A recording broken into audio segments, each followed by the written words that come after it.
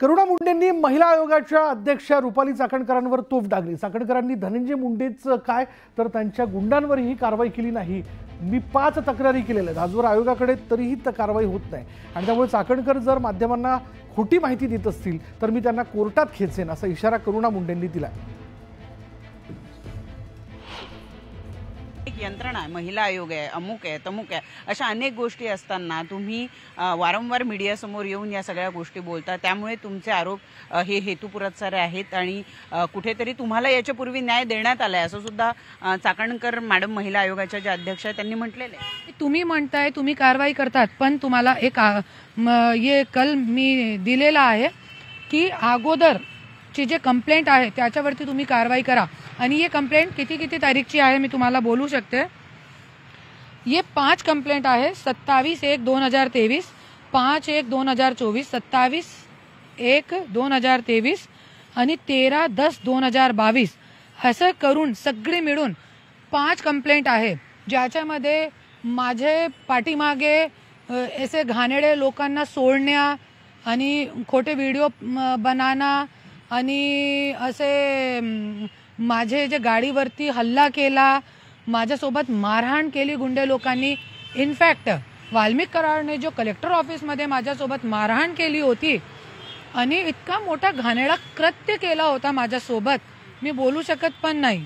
तुम्ही सगळे CCTV footage काढा, हे कंप्लेंट मी रुपालीताई चाकणकरांना दिलेली आहे, पण आजपर्यंत याच्यावरती काही कारवाई झालेली नाही। त्या तर म्हणतायत की त्यांनी कारवाई केलेली आहे आणि त्या म्हणताय की मीडियावाले लोकांवरती तो कारवाई करणारे, तो आम्ही पण कारवाई करू शकतो। जरी तुम्ही असं खोटे नाटे बातमी पसरवतात की मी कारवाई केलेली आहे, करुणा मुंडेचे माध्यम जे चालू आहे त्याच्यावरती मी कारवाई केली आहे, अरे तुमचे पक्षाच्या एक मंत्री आहे त्याच्यासाठी तुम्ही त्यांच्यावर तो सोडा, त्यांचे एकदम निकम्मे गुंडे लोक आहे त्यांच्यावरती सुद्धा तुम्ही कारवाई करत नाही। मला काल मी परत एक आठवणीसाठी रिकॉलसाठी एक निवेदन दिलेलं आहे, जरी तुम्ही कारवाई नाही केली तर मी स्वतः तुमच्यासाठी पण कोर्टमध्ये जाणार आहे। तर यावर करुणा मुंडे ज्या या ठिकाणी स्पष्ट करतायत की रुपाली चाकणकर यांनी महिला आयोगाच्या अध्यक्ष असताना आपण वारंवार तक्रारी देऊन सुद्धा कारवाई केलेली नाहीये आणि जर त्या प्रसार माध्यमांना खोटी माहिती देत असेल तर त्यांना सुद्धा मी कोर्टात खेचेन अशा पद्धतीची भूमिका करुणा मुंडे यांनी घेतलेली आहे। व्हिडिओ सचिन कुबडेसह प्रणाली कापसे, न्यूज 18 लोकमत, मुंबई। ब्रेकनंतर बघूया कोकणातील राजापूर विधानसभेचे माजी आमदार राजन साळवींनी ठाकरेंचं शिवबंधन तोडत शिवसेनेत प्रवेश केला। ठाण्यात शेकडो कार्यकर्त्यांच्या उपस्थितीत त्यांनी शक्तीप्रदर्शन करत एकनाथ शिंदेंच्या उपस्थितीत पुन्हा हाती धनुष्यबाण घेतला। एकनाथ शिंदे यांनी राजन साळवी यांच्या गळ्यात शिवसेना शिंदे गटाचं उपरण बांधलं आणि विधानसभा निवडणुकीत झालेल्या पराभवानंतर राजन साळवी यांच्या पक्षबदलाच्या चर्चा सुरू झाल्या होत्या। या सर्व चर्चा खऱ्या ठरवत त्यांनी शिंदेंचा हात पकडत ठाकरेंना शह दिला। दरम्यान राजन साळवींशी बातचीत केली आमचे प्रतिनिधी उदय जाधव यांनी। गेले 38 वर्ष मी शिवसेना पक्षाचं काम करतोय, त्यामुळे मला नक्की खात्री आहे की मला उशीर झालेला नाही। योग्य वेळी योग्य निर्णय घेणं ही एक राजकारणामधली खेळी असते आणि मग ज्या वेळेला योग्य वेळी मला वाटलं की आज आपण निर्णय घ्यायला पाहिजे त्यावेळेला मी तो निर्णय घेतला आणि मी आज एकनाथ शिंदे साहेबांच्या नेतृत्वाखाली शिवसेनेमध्ये पुन्हा एकदा येऊन वंदनीय शिवसेना प्रमुख बाळासाहेब ठाकरे आणि धनुष्यबाण याला स्मरून मी आजपासून शिवसेना पक्षामध्ये आलेला आहे। विधानसभा निवडणुका पार पडलेल्या आहेत। विधानसभा निवडणूक तुमचा लांजा राजापूर विधानसभा मतदारसंघात पराभव झाला। जर का विधानसभा निवडणुकीआधी तुम्ही पक्ष प्रवेश केला असता तर आज तुम्ही विद्यमान आमदार असता। मी काय बोललो, योग्य वेळी योग्य निर्णय। त्यावेळेला मला वाटलं नव्हतं की मी प्रवेश करावा असं। त्या दिवशी मला माझ्या मनाने सांगितलं की आजच्या पराभवाला कारणीभूत ही शिवसेनेचे नेते मंडळी आहेत। माझ्या घरातल्या माणसांनीच माझा पराभव केला, याचं दुःख याची वेदना मला आहे आणि म्हणून मी निर्णय घेतला की आज रोजी आपल्याला ह्या पक्षात थांबता येणार नाही, थांबून चालणार नाही। भविष्यातल्या कालखंडामध्ये आपल्याला मार्गक्रमण करावं लागेल आणि म्हणून मी तो एकनाथ नेतृत्वाखाली हा निर्णय घेतलेला आहे।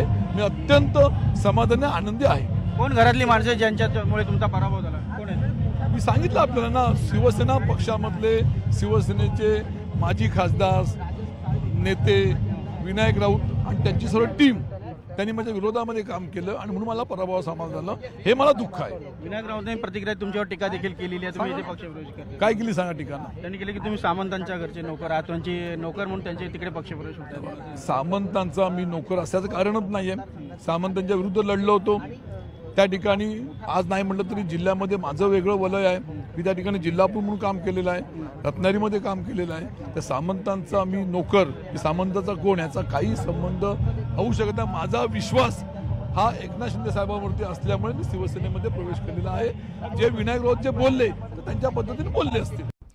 प्रेमतर बातमी आहे न्यूज 18 लोकमतच्या इम्पॅक्टची. 3.5 शक्तिपीठांपैकी एक असलेल्या आणि अवघ्या महाराष्ट्राची कुलस्वामिनी तुळजापूरच्या भवानी मातेच्या गाभाऱ्याला तडे गेले होते, तर गाभाऱ्यातील शिळांना तडे गेल्यामुळे सुरक्षेचा प्रश्न निर्माण झाला.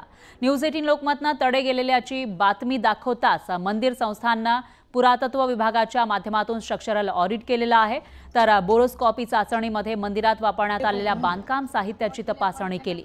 क्ष किरण तंत्रज्ञानाच्या मदतीनं गर्भगृह आणि शिखराच्या आतल्या भागातील लपलेले तडे आणि नुकसान समोर आले. तंत्रज्ञानाद्वारे मंदिराचा पाया आणि भूगर्भातील स्थितीची तपासणी करण्यात आली आहे, तर तिन्ही चाचण्यांचे अहवाल आल्यानंतरच मंदिर गाभारा आणि शिखराच्या दुरुस्तीबाबतचा निर्णय होणार आहे.